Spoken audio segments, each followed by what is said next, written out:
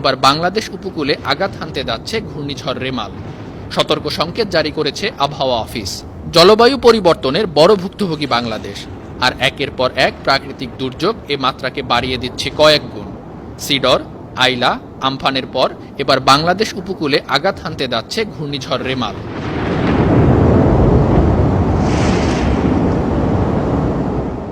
আবহাওয়াবিদ doctor Muhammad Abul Kalam Mallick বলেছেন, বঙ্গোপসাগরে সৃষ্ট সুস্পষ্ট লঘুচাপটি পরিণত হয়েছে নিম্নচাপে। শক্তি সঞ্চয় করে বাংলাদেশ উপকূলে আছড়ে পড়তে পারে রোববার। অন্যদিকে ভারতীয় আবহাওয়া অধিদপ্তর বলছে, ২৬ মে ঘূর্ণিঝড়টির অগ্রভাগ বাংলাদেশ উপকূলে আছড়ে পড়বে। ঘূর্ণিঝড় রেমালের গতিবেগ ঘণ্টায় থাকবে ১২০ কিলোমিটার। এদিকে রেমাল দুপুর ১২টায় চট্টগ্রাম সমুদ্র বন্দর থেকে ৮৭০ কিলোমিটার দূরে অবস্থান করছে।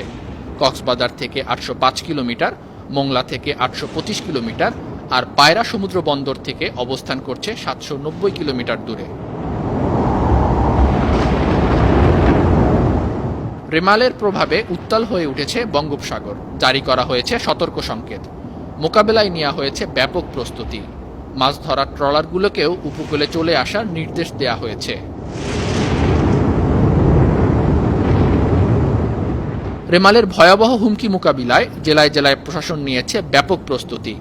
সরকারি দপ্তরের কর্মকর্তা কর্মচারীদের ছুটি করা হয়েছে বাতিল।